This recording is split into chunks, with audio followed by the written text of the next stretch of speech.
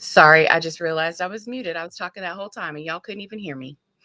Good morning is what I was saying. Happy to be here is what I was saying. I was listening to the music, letting it kind of groove me in. And I think that's why I forgot to take myself off mute. So, good morning. Um, very excited that you guys are here joining us. This is the special episode of our A Girl Like Me Live, focusing on women like us. And who are women like us? Women aging positively with HIV. So, this is our new programming that focuses on women that are in the 50s and above aging with HIV. So, welcome to this special platform. I know some of you were expecting Cece, but you got me. So, hopefully, I can fill in and do a great job. I have the most wonderful guest here with me today. I'm so excited. Miss Gina Brown. She is one of my favorite humans on the planet, and I'm going to let her introduce herself. Good morning, everybody, or afternoon, wherever you are. I'm Gina Brown. I am a woman living with HIV 29 years. I live right outside of New Orleans in a little town called Chalmette. And I'm a mom, a grandmom, and I just really, really adore our community. And I'm looking forward to this conversation. Absolutely. When I think of community and when I was thinking about who would be great on this particular episode with me, you were the first person that I thought of. I can remember sitting across the table from you in New Orleans. I was visiting my mom, and you invited me over, and we had spaghetti. And it was one of the best conversations that I can remember having about being HIV positive. And so we're going to be talking today about loneliness and isolation and building community and building a village.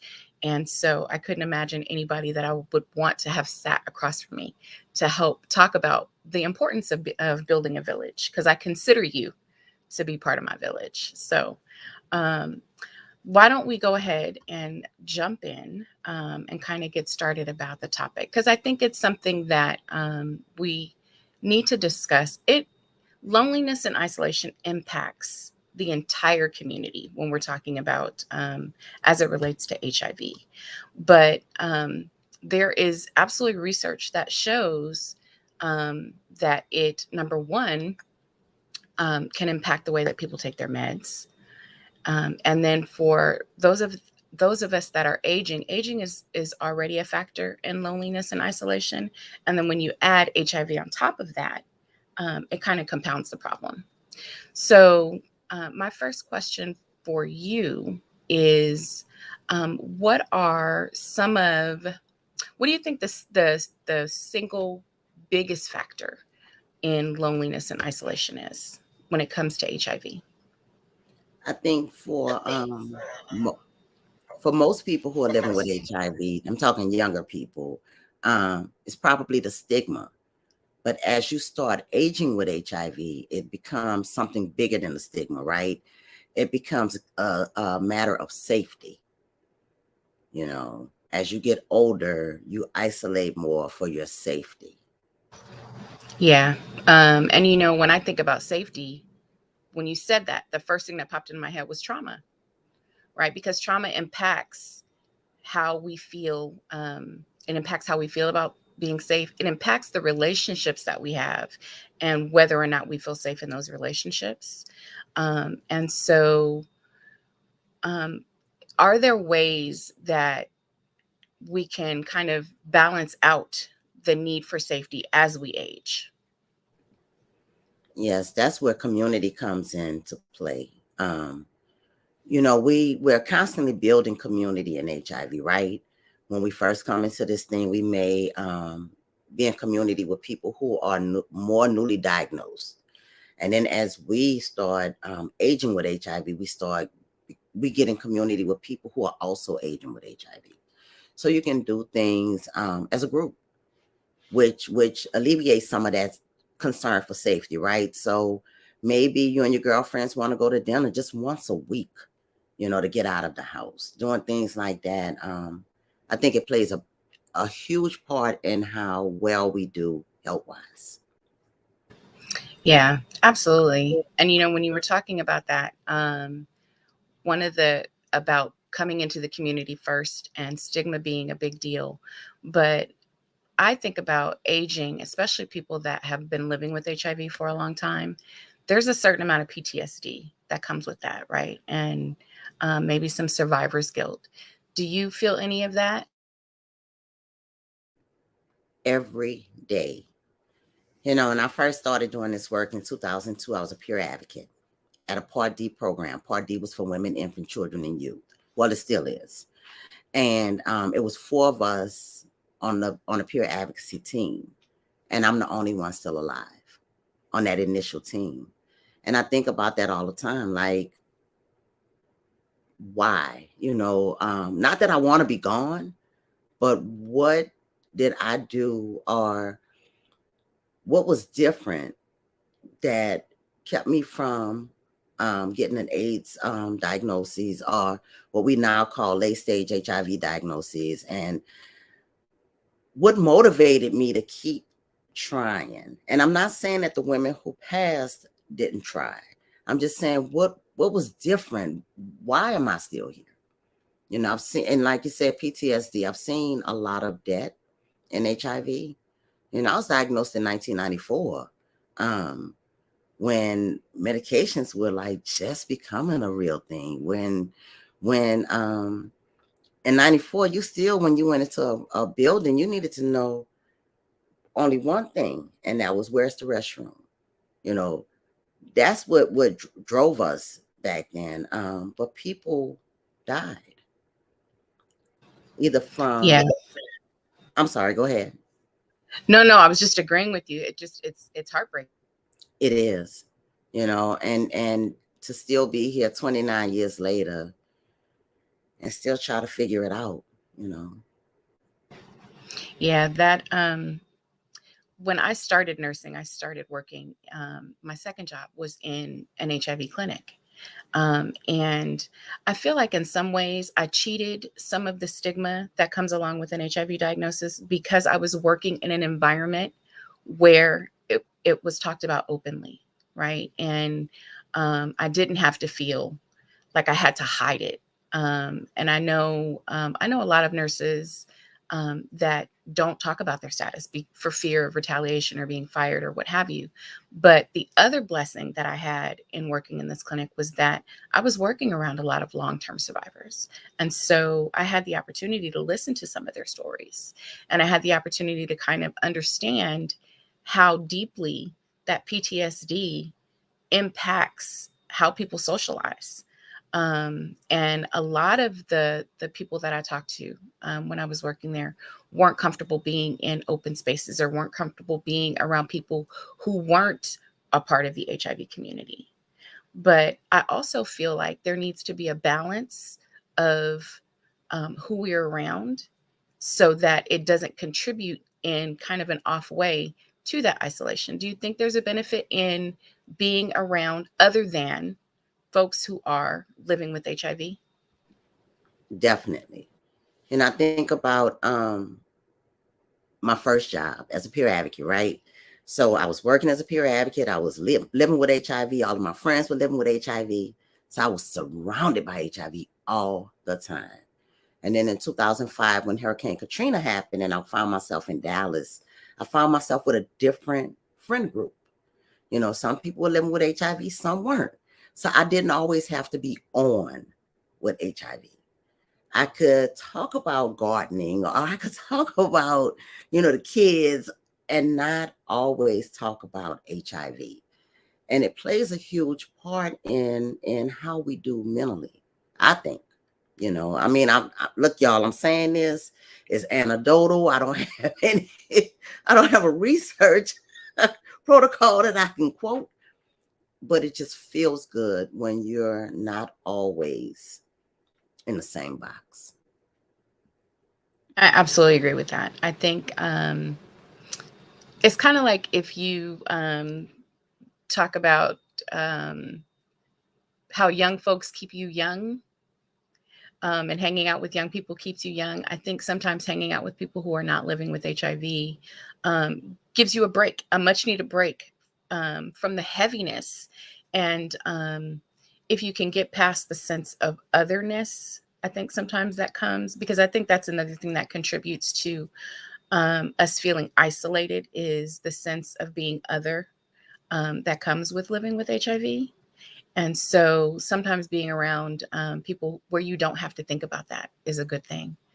Um, so, kind of going back to talking about stigma, because I think stigma is a factor. What ways do you use to fight that self stigma, that voice? And maybe you don't have that at this point in your diagnosis. Is that still even a factor for you at the age that we are at right now? It is. It is. And I'd be lying if I told you it didn't. Well, so I'm in recovery also. So that's what we call stinking thinking, right? It sneaks up on you. Sometimes you don't even realize it's happening. I've been in spots where I've heard someone say something about HIV and I immediately got that heart palpitation and hands got sweaty, and my tongue was dry. And normally I'm that person that's gonna talk about the misinformation, but you're not always in an environment to do that.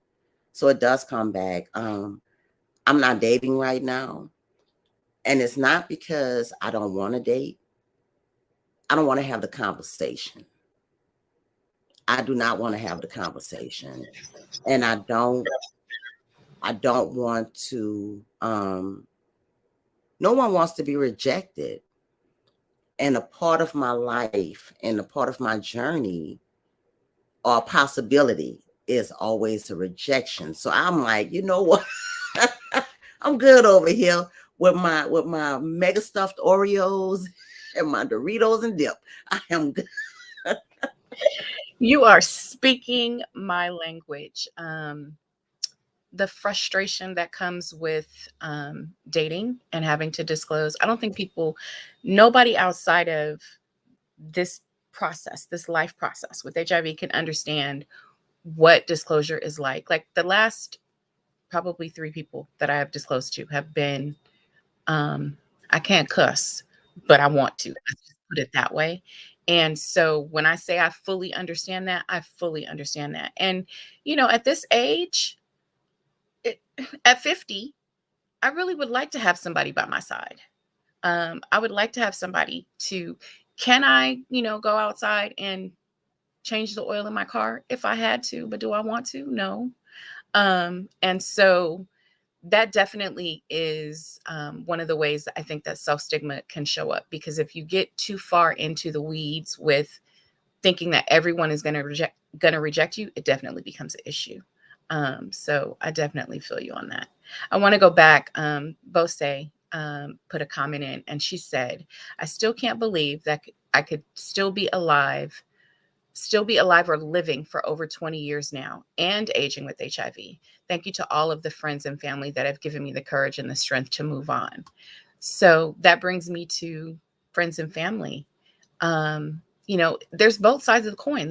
There's friends and family that absolutely love and protect us in this process. And then there's those that not so much. And so how important is it to build that village of family and friends as we age? It's extremely important.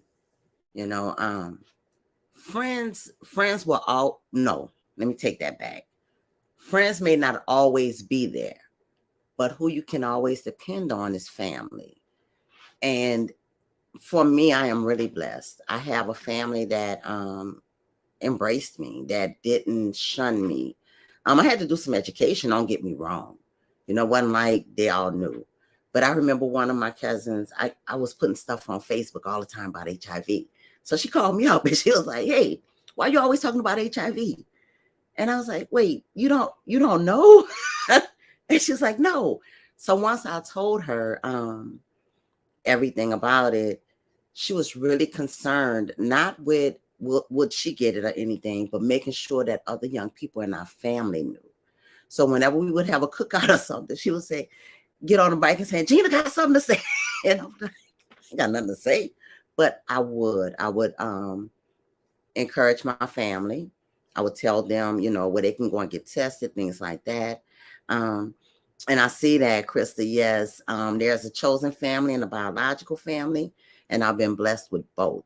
Y'all know I am a community mom. I have 27 kids, and way more nieces and nephews and grandkids and great grandkids. And that chosen family is everything. You know, I know I can depend on them because those are not my friends, they're my family. Yep. And if Krista hadn't said it, I certainly was going to, because it is true. For some people, they don't have that family support. And so they get the blessing of being able to choose who their family is. And I think that that's just as important. I also think that it's really important to consider those things when you are choosing your family and when you are building your village. You know, you want to choose those people that not only can support you, but I also think it's important that we choose people that have different skill sets. And different strengths than we have so that we can lean on them when we need support in those areas. And I also think there's an element, before I continue, Griselle says Gina is the mom to all the verticals, those that perinatally acquired HIV. I think that's beautiful. I love that. And that just made me forget what I was going to say, but we're talking about friends and choosing your friends and building your village. And so, what other ways can you create a community or can you create a village other than just friends? Are there other ways that we can kind of incorporate and get out of ourselves and into the world, not just the community, but out into the world? What suggestions do you have for that? Well, one of the things I was thinking about was the mentor-mentee relationship, because we should all right, I'm going to use I statements. I don't like that we stuff. I like to say I. It is always my hope that I can help mentor someone so that I can move to the next seat and they can take this seat. And we can keep playing leapfrog and we can keep moving along until I'm over there and then they're mentoring new people. That's how we build community too. And a mentorship does not have to be an HIV mentorship, right? It can be somebody that you can get a mentor that's doing things that you want to do. Or you can get a mentee that maybe the mentee is not living with HIV, but they have a desire to do public speaking and they see me as that person that can help them with that. So doing things like that. Another thing that can get us outside of ourselves and more into a greater purpose, I think, is when I volunteer. So when I get out of my house and I go into community, and it doesn't have to be a health fair, you know, it can be a library, it can be children's hour, it can be whatever that feels good to me, that's getting me out of, you know, that environment that I'm so used to being in. Yeah. Olivia says, do you find that it's hard to make friends as grown-ups? Where do you connect with like-minded folks where there's a chance to go a little deeper? And for myself, I absolutely find that it's harder to make friends as an adult. And it seems like it should be easier because you have wisdom and you have this sense of, you know, what you will and won't put up with in a relationship kind of thing. But the other part of it is that you do have the trauma. You do have all of the negativity that kind of tail ends a lifelong journey with making and making friends and having something happen in those relationships. And so I think it is harder in a lot of ways. And then in other ways, it's not. I think the fact that we kind of find a space where we know what we can and can't deal with helps a little bit. What do you think? I agree. I agree. As an adult, sometimes I do walk into spaces a little jaded and thinking like, you know, and not even knowing a person, right? Not even knowing a situation, but trying to judge that book by its cover and thinking, I can remember what, you know, this is going to sound really silly, but when I was in 7th grade, I met a girl that talked just like that and act like that. And she turned out to be horrible. So I'm not even going to put myself out to be your friend. I'm going to stay over here. And we should never be that way, but sometimes we are because of things that happened in our past. It's easier for me to mother. It is. It's easier for me to mother people than to be a friend. You know, Do you and remember when that shifted? yes, Do you, yes. I remember it was around, it had to be like around 2012, somewhere around there. And that's when I got the bulk of my children. And it was just easier to give the advice that they would ask me. It was easier to embrace them and let them embrace me for some strange reason, you know. And I'm still like that. Whenever I'm out at a conference, whenever I'm in that environment, I am collecting more children yep. instead of more friends. Yes, yes. I was trying to remember at what point I became auntie. Like I used to be friend, and now I'm at that stage where I'm auntie. And I like that. I like the idea of being able to share some of the wisdom that I've gained over the years to help somebody make the same mistakes, not make the mistakes that I made. I believe there's value in making mistakes and learning from them, but I also believe that there is definitely value in not having to make mistakes that are completely life-changing, such as an HIV diagnosis, right? And so that's why I think it's important that we speak out. Someone in the comments posted about the A Girl Like Me community, which I think is the most amazing community on the face of the planet, because it allows us an opportunity to be vulnerable and see ourselves reflected off of each other. This comment right here about Maria Mejia, who is a wonderful, wonderful advocate and person. She just posted about having her 35th anniversary of her HIV diagnosis coinciding with her 50th birthday, which I think is something to be celebrated. And I think sometimes people get confused that we celebrate surviving HIV, but I think that's important, right? For things like hitting milestones, right? What attitude do you have when you face milestones? Because I was diagnosed at 40. And so, kind of like the same thing, not nearly the time that Maria has, but when I hit 50, I was hitting 50 and 10 years being diagnosed. So how do you face those milestones? Or what advice would you give to someone who's not feeling good about approaching a milestone like that? So the year before I made 50, I would tell my niece, may she rest in peace. She was my best friend.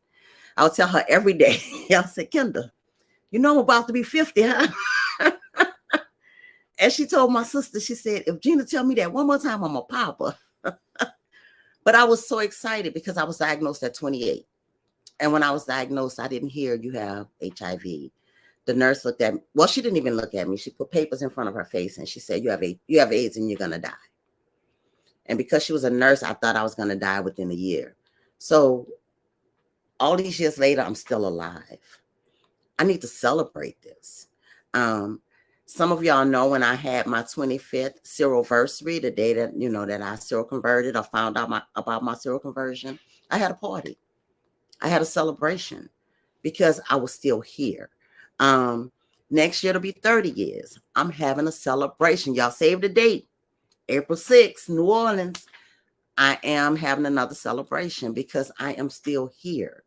I would tell anyone who's struggling with celebrating, you don't have to celebrate the fact that you have HIV. What I would tell you, you can celebrate is the fact that you're here. What a time to be alive, y'all. This is 2023. Medications have changed so much. I remember when I was on 17 pills a day and would ask myself every day, how am I going to do this? But I did it. The meds are so, I'm not going to say easy to take because We all have our own struggles, but I will say that there's one pill once a day. There are injectables. There's this, there's that. It's so different. Celebrate just being here. Celebrate your sister or your brother. Celebrate our community. You know, it's so many things for us to be grateful. I will once again using I statements. There's so many things that I am grateful for. You know. Absolutely. It actually that kind of Masanya, one of our CAB members, who's also wonderful in the community, asked, she said, I would love to hear your thoughts on at what point in a person's diagnosis should they start talking about aging with their diagnosis. And she said, I know aging can be defined based on our ages. However, does HIV in the diagnosis have an aging process? She said, like, is my HIV a preteen at 12 years old? I love that. It actually could be a teenager at this point. But no, I know for me, so when I was diagnosed at 40, right? And so when I would say, I got diagnosed at 40, a lot of like the long-term survivors, the older folks would say, oh, you're still a baby. But I feel like I'm aging. Like at that point I was aging, and I know a lot of people feel like the cut or the age is 50, right? How do you feel about that? Is it when you feel like you're starting to age, or do you think HIV has an age at which you start to feel aging is a thing? I think just like in life, right? When we're born, the moment we exit our mom's womb, we start aging. So you get a diagnosis, and however you want to define it, you can the aging process is always going on. I think I kind of looked at the fact that I was aging with HIV when it was maybe about 12 or 13 years in. And I was like, wait a minute. What year is this? What year is this? I'm still here. I'm aging. I'm moving along that spectrum. And it feels really good. I'm one of those people, when people say long-term survivors, I always bring up our verticals. Don't leave out the verticals. We're looking at people who've been living with HIV 25 years, but we have verticals who are 30, 35 years old. So let's not leave them out, because they're long-term survivors too. As a matter of fact, they are the true long-term survivors because they were diagnosed when there were no medications. A lot of the kids had to go up to NIH and they want studies. So we need to like really tip our hats to them, because without them, where would we be? Yeah, I I'm sorry absolutely. for going way over there, y'all. Yeah, no, it needs to be said. And it is, I think it's a good thing that now in more spaces you're starting to, Chriselle said she's going on 37 years. I think it's a beautiful thing that now in more spaces we are starting to hear, that they not to leave verticals behind, not to leave those that perinatally acquired HIV behind, and to include them in conversations about aging, because facts are facts. I know for me at 50 right now, there are things that are happening that I'm like, okay, is it natural aging process or is it the HIV? Right. Krista said that Kim and Portia used the term lifetime survivors. And I like that. I actually like that a lot better than any of the other terms. And I need to make it a habit to use that, because it is like your body, HIV has an effect on your body. It's an inflammatory process.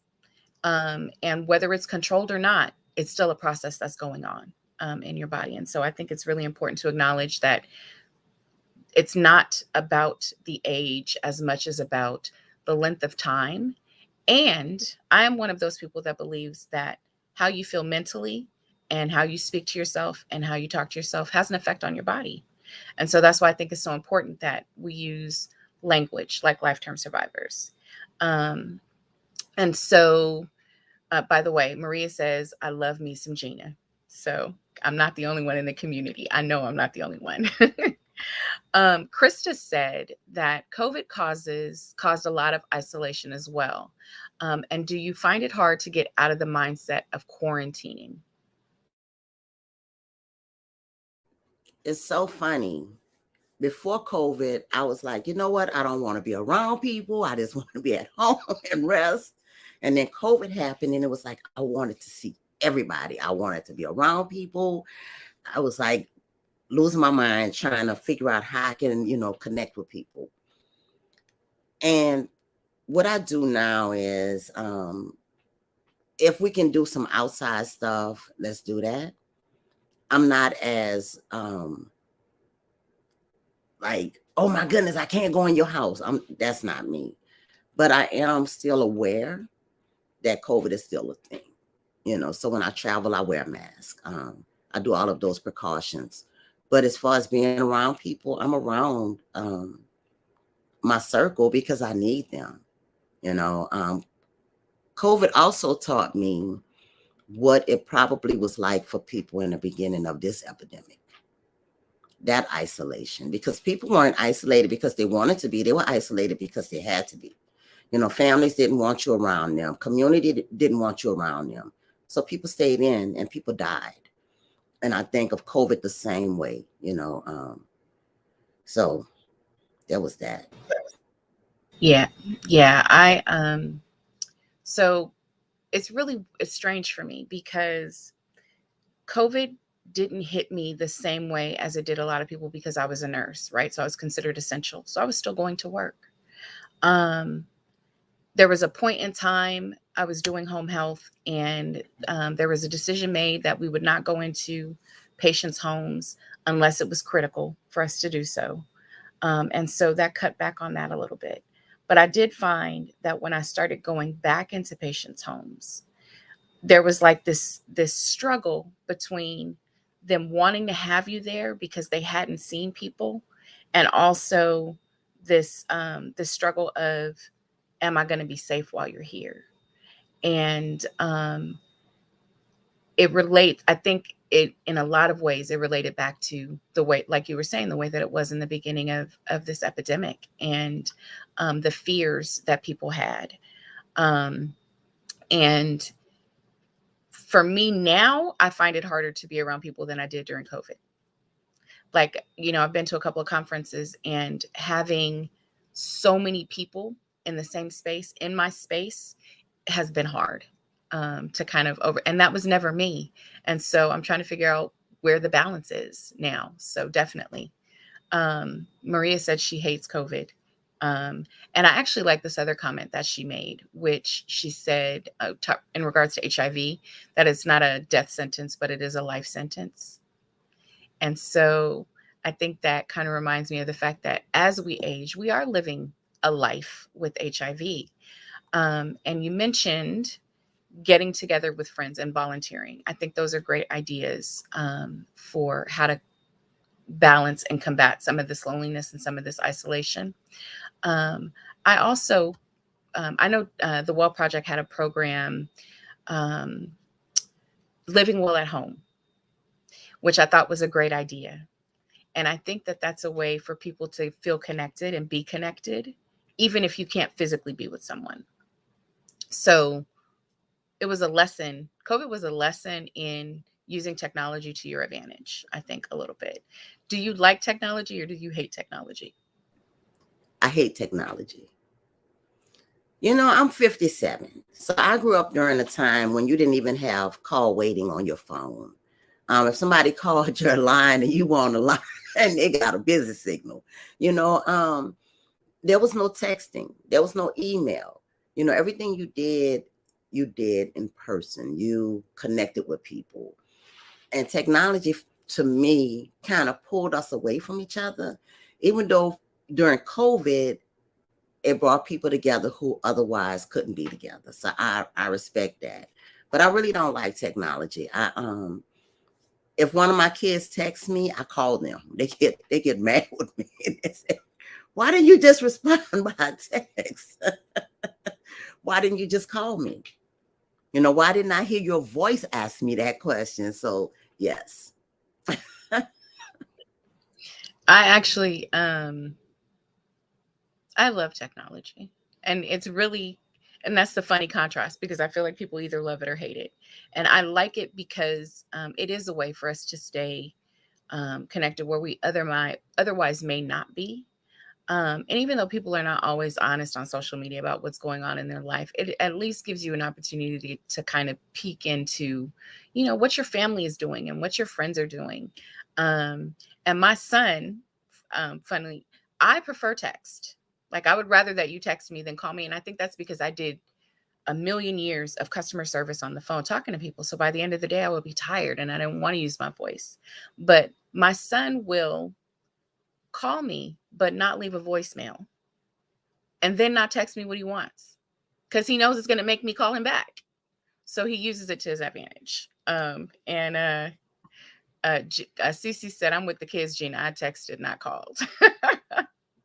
And it definitely, and it's not even really an age thing. She said, I'm not leaving a voicemail. It's not an age thing. I think it really is either you love it or you hate it. But I do feel like with programs like the World Project Stay at Home, it was a way and is a way for people who may be scared to go out or maybe scared to interact to stay connected. And I think the connectedness is really what's important when we're talking about isolation and loneliness, because that feeling that you're all by yourself creates this spiral of negative talk and negative thinking. And it's really important not to get caught in that space. Um, is there, this is what I'm curious about. What is your favorite thing to do outside of your home? Like, what do you enjoy doing? What's your hobby? So my hobby is inside of my home because I love to cook.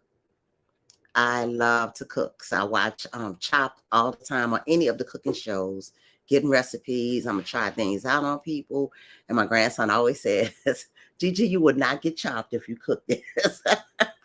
I love to cook. I love to read. I am getting more into walking. This has been like a 3-4 year struggle for me, getting out and walking and just being out in the world like that. There's a nice park not far from my house. I go walk there sometimes, but I really love to cook. So, and not bake, y'all. I'm not a baker. I did learn how to bake cakes during COVID, but nobody ate them but me. So I had to stop baking the cake because I would eat the whole thing by myself.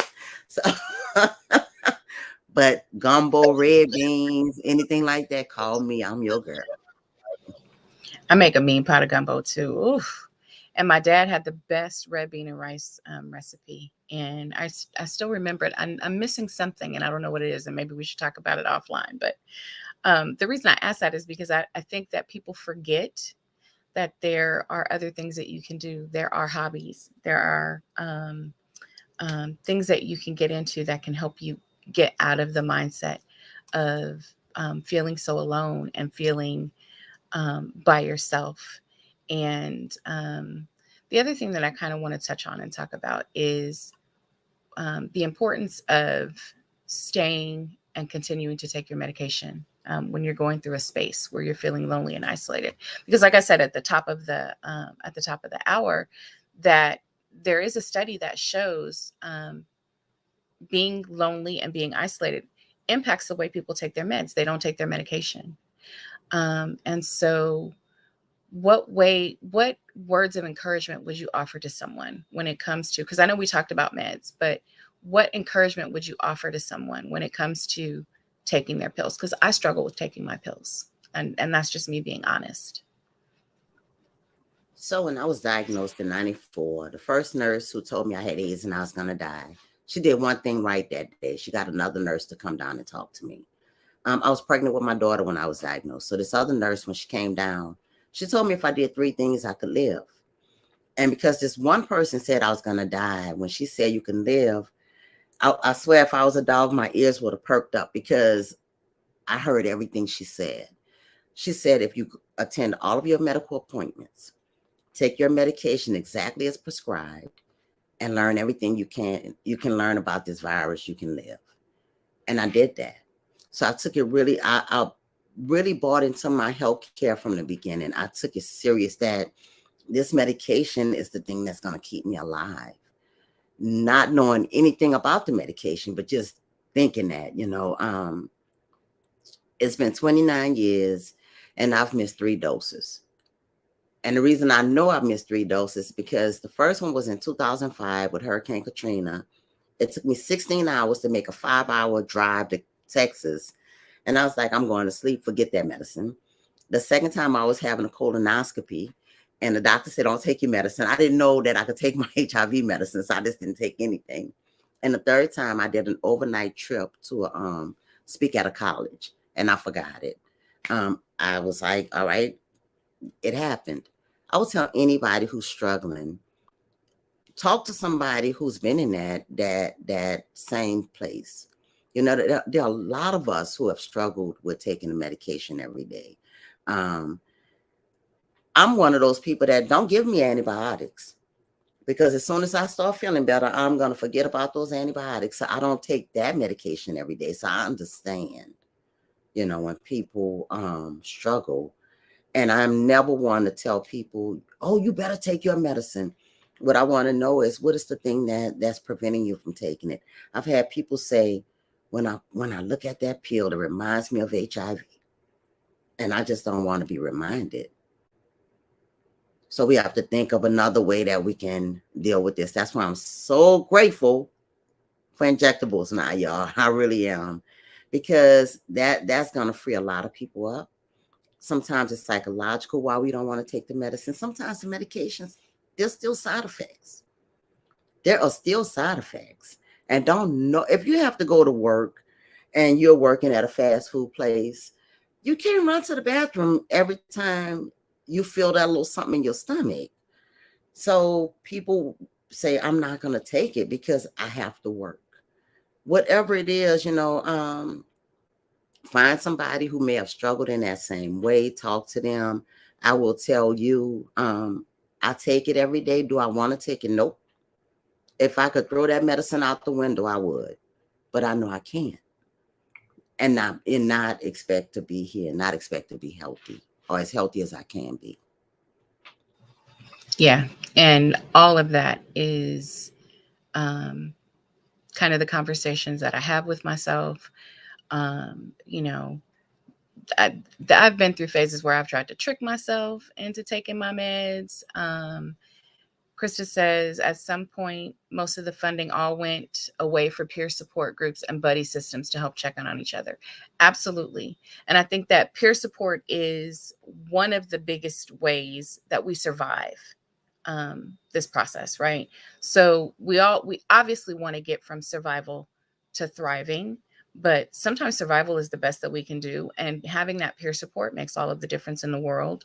And so I absolutely agree with you that finding someone who has been where you are can help you get past that and help you get through the hump and help you get through the hard times, particularly when it comes to HIV. And I think that translates into how you fight feeling lonely and feeling isolated too. If you can find one person that can draw you out, then you're one step closer to feeling better. Because I think that's part of it, right? You start to feel lonely, you start to feel isolated, you feel down, which leads to depression or anxiety. And then you're stuck in this rut where you're going around and around on this wheel and you can't get off. And so there is definitely something to be said for not only volunteering, but social clubs. Maybe you're not a social club person, but you won't know until you try. And I think for us as we age, there are other factors that start to come into play. So if you're staying stuck and lonely in your house and you're not getting out, that means you're not exercising, you're not moving your body. And frailty is a thing for us living with HIV as we age. And so that's one of the ways that you can combat some of the frailty is by keeping your body moving. And then there's also this aspect of HIV fatigue, right? And so the best way to battle fatigue is to keep moving, but it's hard to move when you feel fatigued. And so all these little ways that we have to push each other and push ourselves to get out and get into the world um, are important. And Maria in the comments said that adherence is extremely important. And adherence is extremely important. And it's not just adherence to your meds, it's adherence to your mental health too, right? Don't you think so? Taking that time to taking the time for yourself. And so that's my next thing is self-advocacy, right? So how does someone who's not used to advocating for themselves or speaking up for themselves learn how to speak up for themselves, or learn how to take that step out into the community, or learn how to take that step out into the world so that they can try to not feel so alone? What would you say? So the first thing is, remember what you hear when you're on a plane. When you're on a plane, they always tell you to put your oxygen mask on first. Because if you don't, and you try to help someone else before helping yourself, you can pass out and then it can be bad for both of y'all. So you want to make sure that you're taking care of you so that you can help other people, right?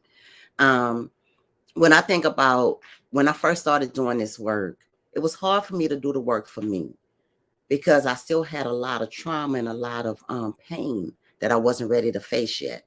So it was easier for me to concentrate on other people. It was easier for me to help you cry than for me to cry. And I learned that I developed an ulcer. I had rapid thoughts. I couldn't sleep at night. All of these things were going on. And that was because I was trying to take care of everybody and I wasn't taking care of me. If you're not taking care of you, you're going to break down. You are the most important person in this whole equation, and when I think about care, right, and we talk about self-care a lot, but we talk about self-care as if it's an emergency stop. When you've been so stressed out or so many things have happened, then there's ding ding, I need the self-care. Self-care is something that we should do every day, even if it's only drinking water. That's self-care. I get up in the morning, I meditate, and I center myself. I don't try to center the HIV community anymore. I center Gina. And then Gina can do the best work for the HIV community after that. But I can't do it if I'm broke down. I can't do it if I'm crying. I can't do it if I'm transferring, or there's some transference of or intermingling of our feelings or our emotions. I'm not you and you're not me. So I got to look at me first, take care of me. And then when you come and you say, Gina, can you help me with this? Then I can help you with it. But I can't do it for you. And that's something I had to learn. It was so painful learning that because I did want to save the world. I had a therapist and we were talking once and he said, you know why it's so painful for you? And I said, why? He said, because you start out at 360 feet and then you fall. He said, instead of standing, he said, how tall are you? I said, 5'5". He said, instead of standing 5'5", you want to take care of everybody and you're not taking care of you. And that's the truth. We have to take care of ourselves, y'all. We have to make sure that we're putting that oxygen mask on. We have to make sure that we're not gravitating to people because they have the pain we have, and we think if we fix their pain, our pain is gonna miraculously go away. That's not true.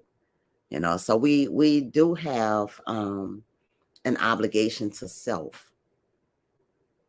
And I'll tell you this, if we're doing this work together and I see you're constantly coming to look at my issues or you're not looking at your own, I'm going to call you on that.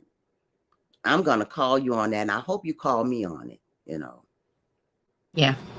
There's two things that I took from that I think are really important. One is calling each other out and holding each other accountable. There are times when my friends have held me accountable for things. Did I resent it? Yes. But do I recognize the importance of it? And did it help me?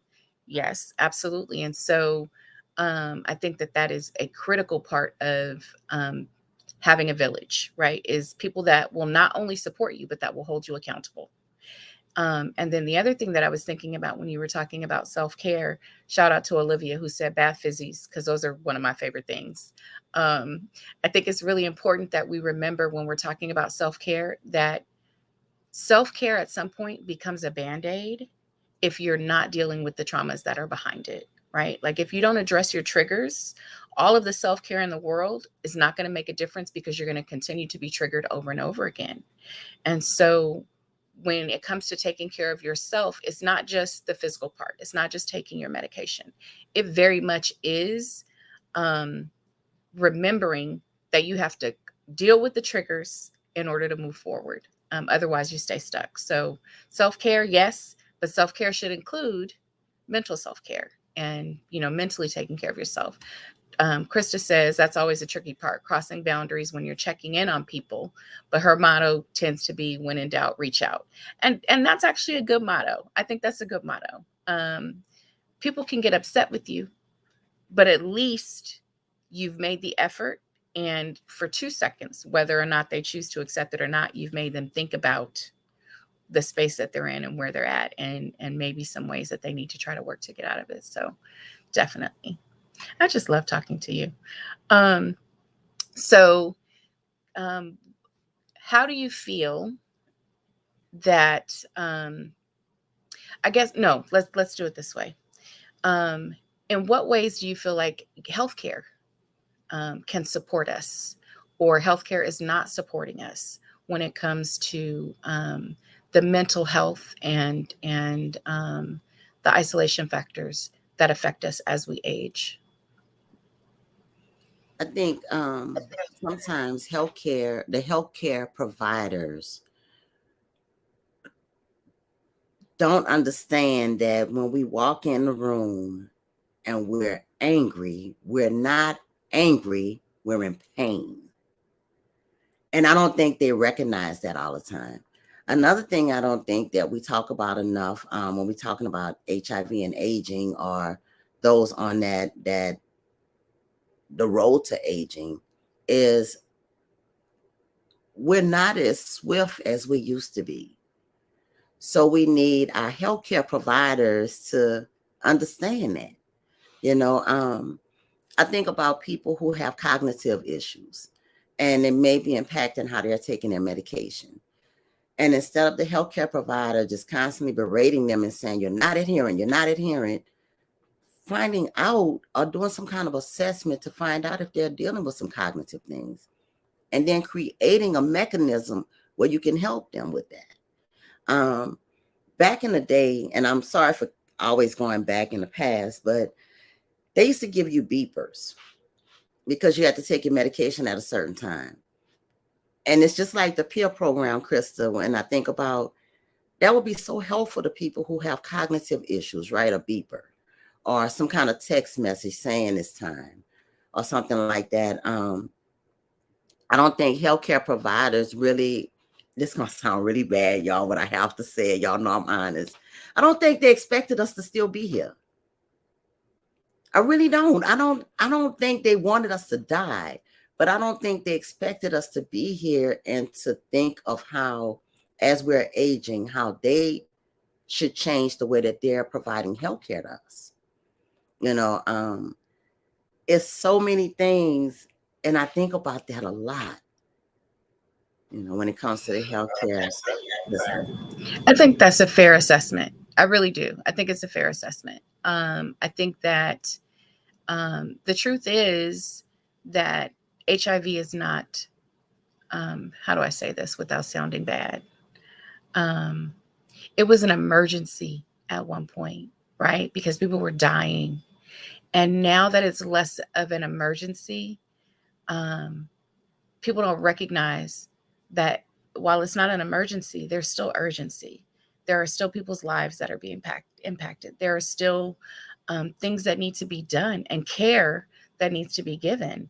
And the problem right now is, and I struggle with the word geriatric, right? Because it in and of itself, it implies, old or elderly. But the fact is, once you turn 50, you start moving into that realm of where you're going to need geriatric care. And I don't think that there's enough providers that understand, enough geriatric providers that understand HIV. And so we have to somehow very quickly bridge the gap between, knowledge, urgency, and aging, right? Because it's all intersecting for millions of us right now. Half the people living with HIV are over 50. That's a crazy statistic. Because, like you said, I don't think they expected us to still be here, and so somebody needs to find a sense of emergency urgency surrounding this. So definitely that's a good point. And hopefully there's some clinicians and providers that are listening, because I'm a fan of each one teach one. Take the little punch on the chin, but learn from it so we can move forward, and help a whole generation of folks that absolutely need it. So we're getting closer to time, and I hate for the conversation to end. The other thing that I wanted to mention that I forgot to mention earlier is they've been posting samples of blogs in the chat. And blogging is a great way to kind of battle some of that isolation and loneliness, I think, right?